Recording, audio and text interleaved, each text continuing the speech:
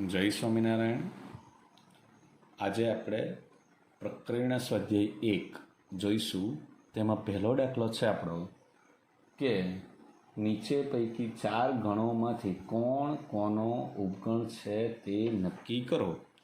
તો એમાં આપણને બી, સી અને ડી આપેલો જ છે, પરંતુ એ ગણના સ્વરૂપમાં આપેલો નથી, એટલે આપણે ગણ મેળવવા પડશે. એટલે આપણે લખીએ તો એ માં આપણે x² -8x + 12 = 0 નું સમાધાન કરે તે એક્સની કિંમત ગણ એના સભ્ય છે. તો આપણે આને લખાશે x² -6x -2x + 12 = 0. તો x -6 -2 x -6 = 0. તો x -6 x -2 = 0. તો x = 6 અને x = 2.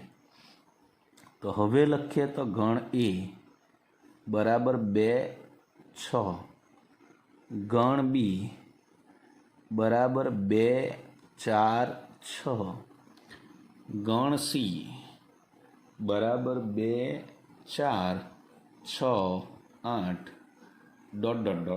એટલે બધી જ બેકી સંખ્યા આવેલી છે.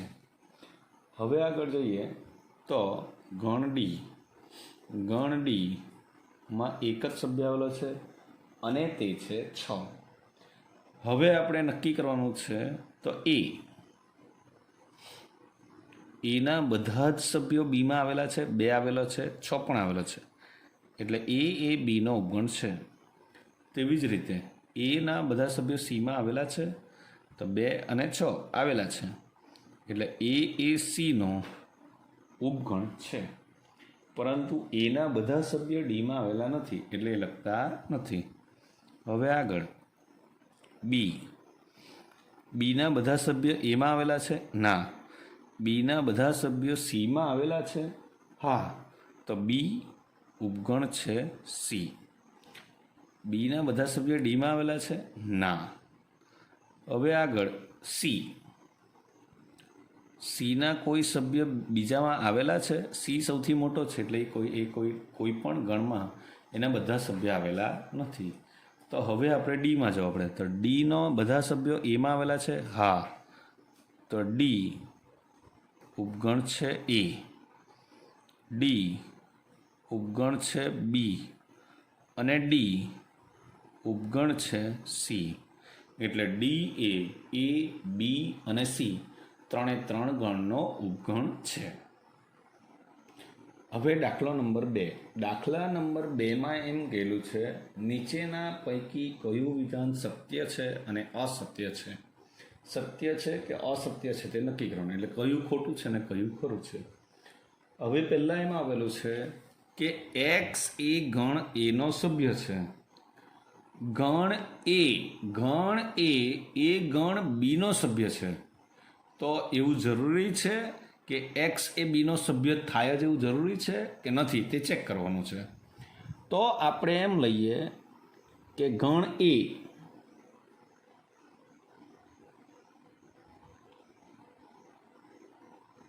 એક આવેલો છે. એનો મતલબ એમ થયો કે એક એનો સભ્ય છે. હવે ગણ એ બીનો સભ્ય છે. ગણ એ બીનો સભ્ય છે. તો બી બરાબર શું થવાનું? ગણ એ કેલો છે, એ એટલે ગણ એ થવાનો. ગણ એ બીનો સભ્ય હોય તેવો મેં ગણ લખ્યો.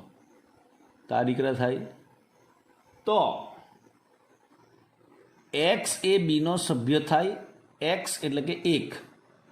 તો 1 એ બીમાં આવેલો છે. તો દીકરા 1 નથી આવેલો, ગણમાં 1 આવેલો છે, એટલે 1 એ બીનો સભ્ય થતો નથી. ફરીથી એક્સ તરીકે હું 1 લઉં તો 1 એ ગણ એમાં આવેલો છે, એટલે કે 1 એનો સભ્ય છે. અહીંયા શું કહેલું છે? એ બીનો સભ્ય છે. એ શું છે? ગણ છે. એ ગણ છે ને એક્સ એ ઘટક છે. સમજો હા. ગણ જો બીનો સભ્ય હોય તો ગણ તરીકે આખો જ લખવા પડે, તો 2, 1 અને 2. તો અહીંયા શું થશે? આ એ બીનો સભ્ય થશે. 1 એ બીનો સભ્ય થતો નથી, માટે એક્સ એ બીનો સભ્ય થાય એવું જરૂરી નથી. માટે વિધાન અસત્ય છે. હા, હવે આગળ બીજું એમ કહેલું છે કે એ બીનો ઉપગણ છે, એટલે આ પણ ગણ છે ને આ પણ ગણ છે. બી એ સીનો સભ્ય છે. આ ગણ અને આ બી ગણ પણ આ સભ્ય છે. તો એ સીનો સભ્ય થાય એવું મને કહેલું છે.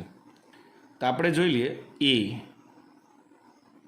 એમાં આપણે ગણના સભ્ય તરીકે 1 લઈએ. બીમાં ગણના સભ્ય તરીકે 1 અને 2 લઈએ. એટલે ગણ એના બધા સભ્ય બીમાં આવેલા હોવાને કારણે એ ઉપગણ છે બી લખ્યું મેં. હવે ગણ બી એ ગણ સીનો સભ્ય છે, એટલે સી તરીકે મારે લખવા પડશે ગણમાં 1, 2 અને ધારો કે બીજો ઘટક લઈ લઈએ 3. તો અહીંયા શું થવાનું? એ ઉપગણ છે બી થવાનું, બી સભ્ય છે સી થવાનું, પરંતુ એ સભ્ય નથી સી.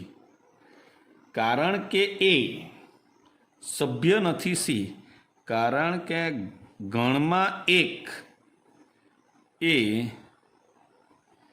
સીમાં આવેલો નથી. સમજી ગયા કે?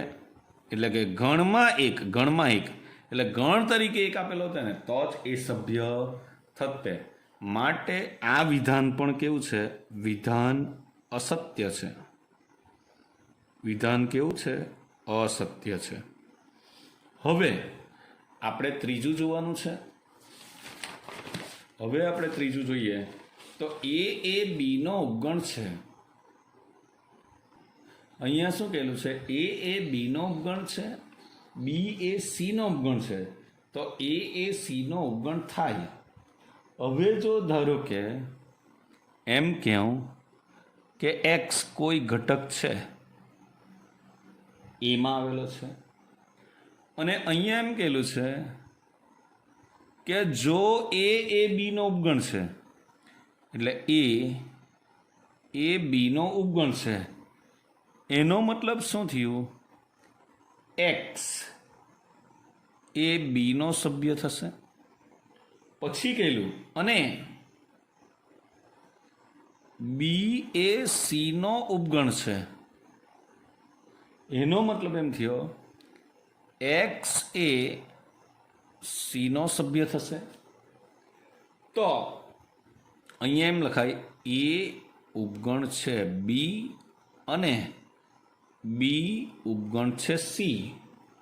તો ઓટોમેટિકલી એ ઉપગણ છે સી લખાય.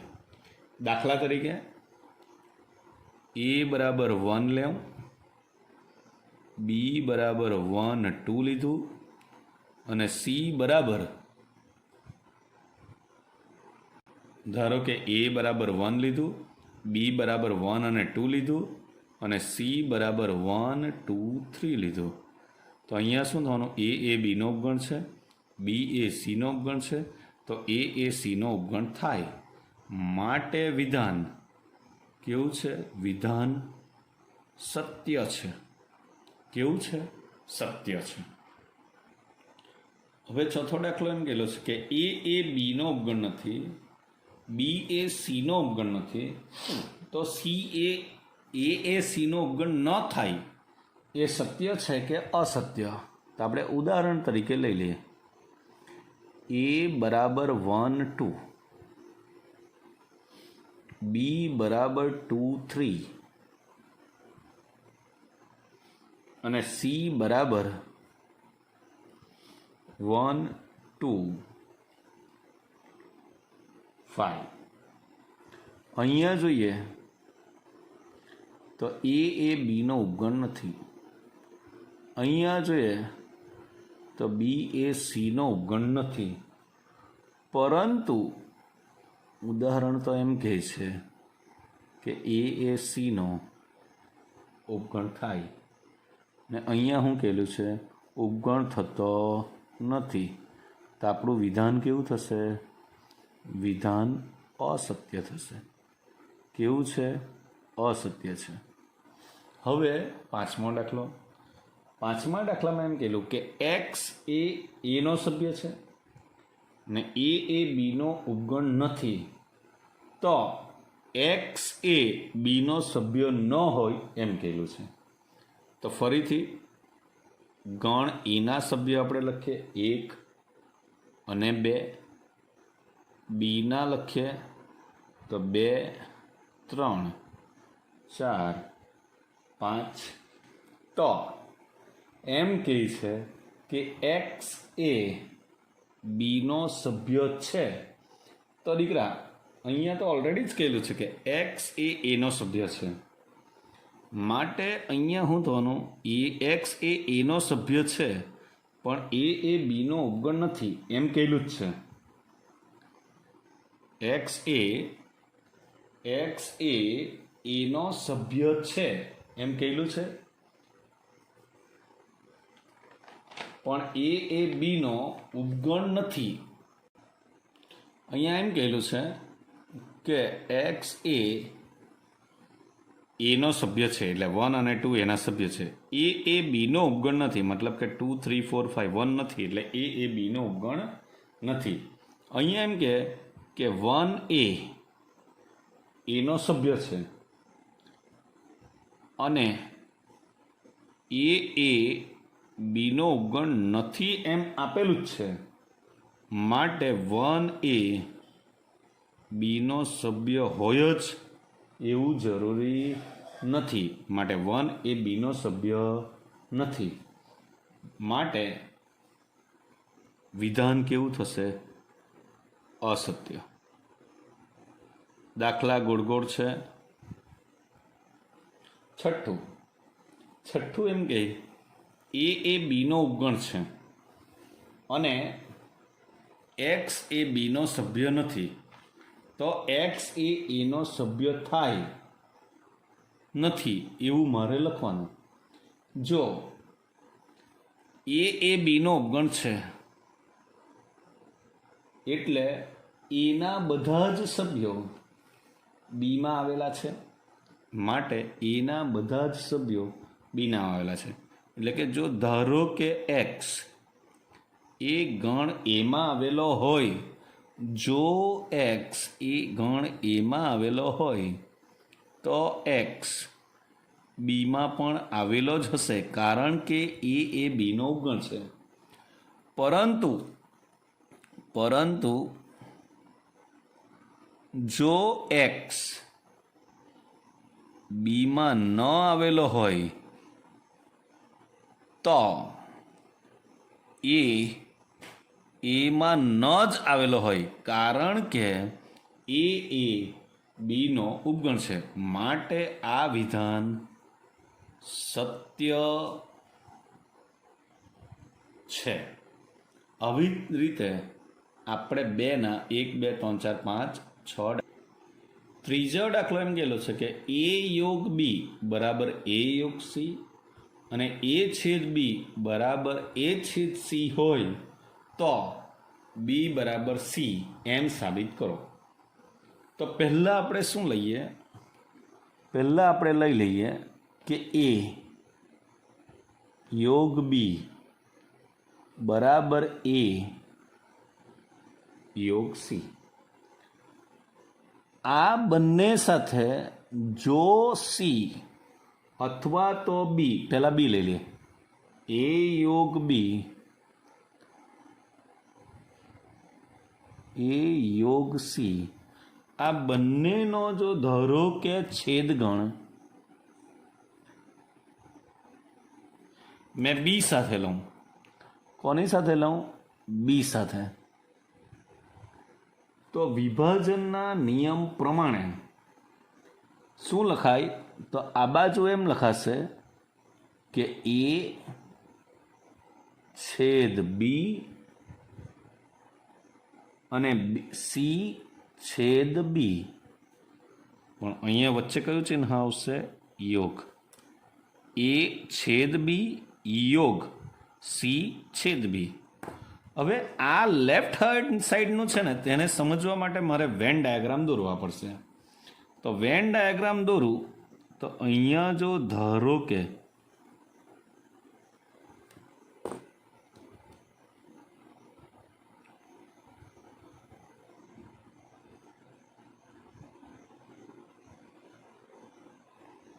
એ અને બી ઘટકો ગણ આપેલા છે. એ યોગ બી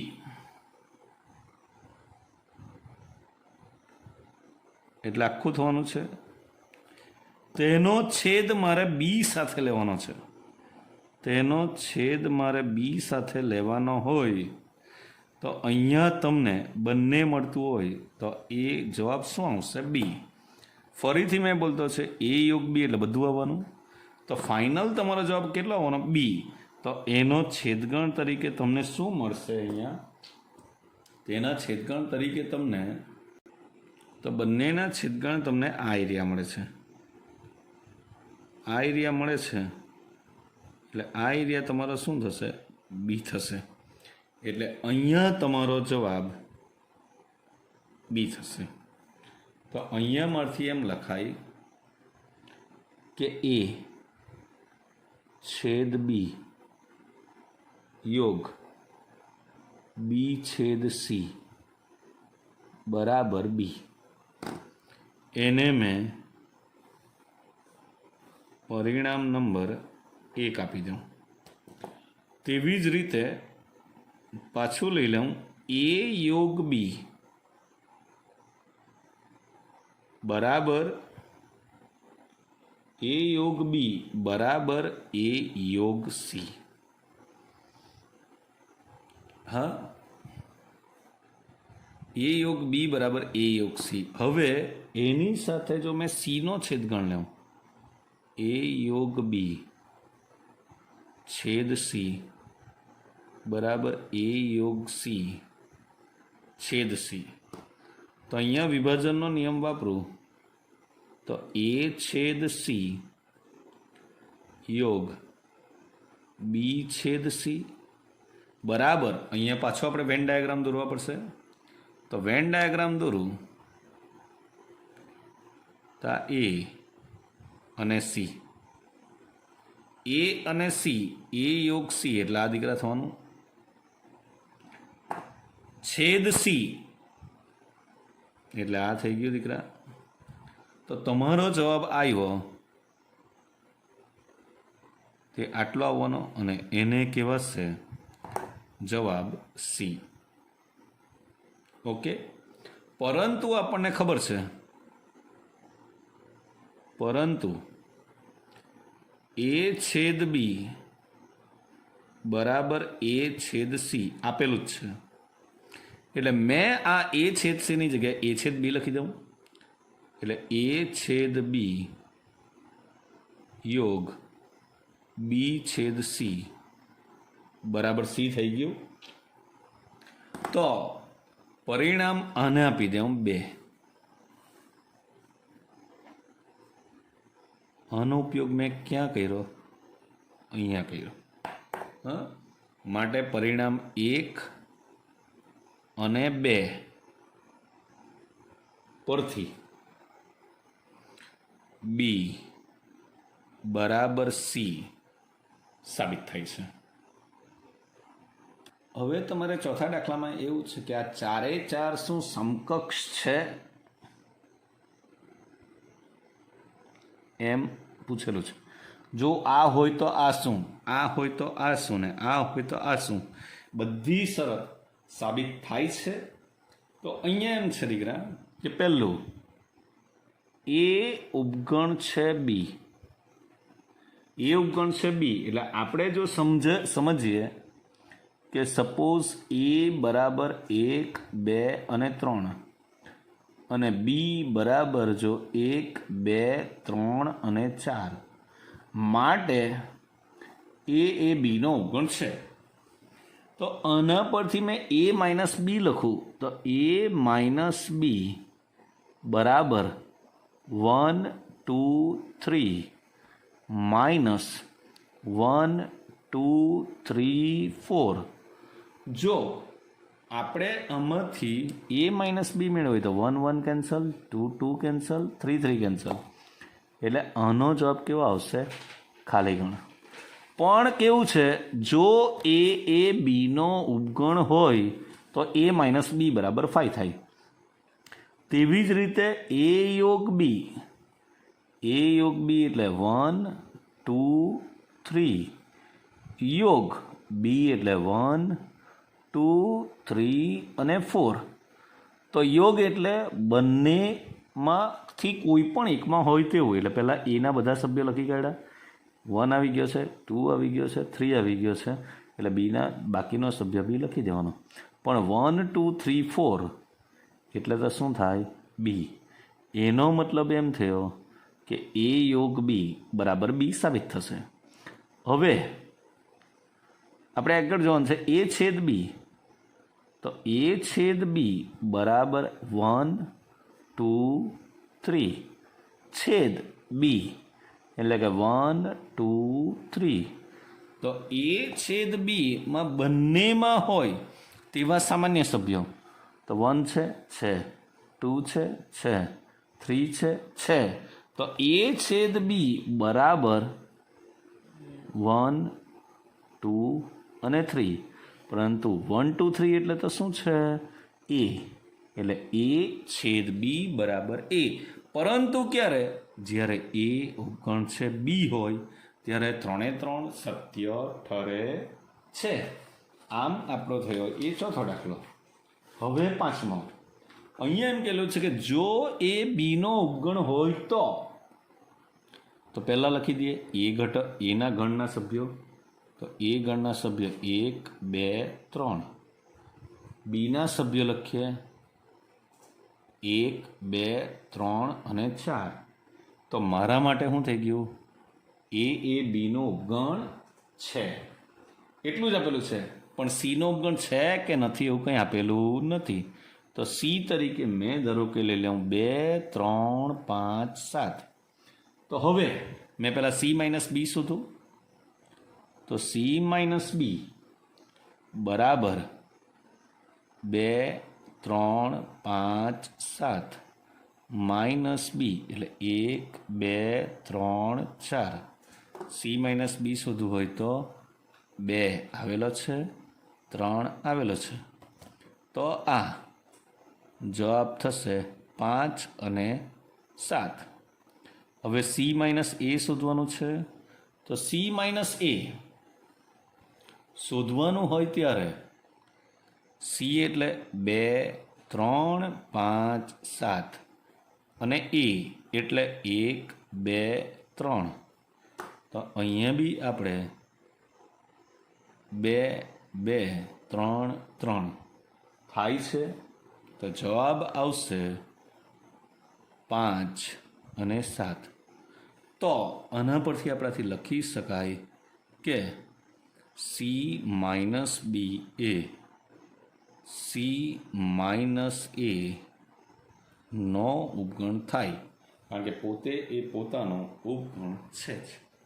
ઓકે.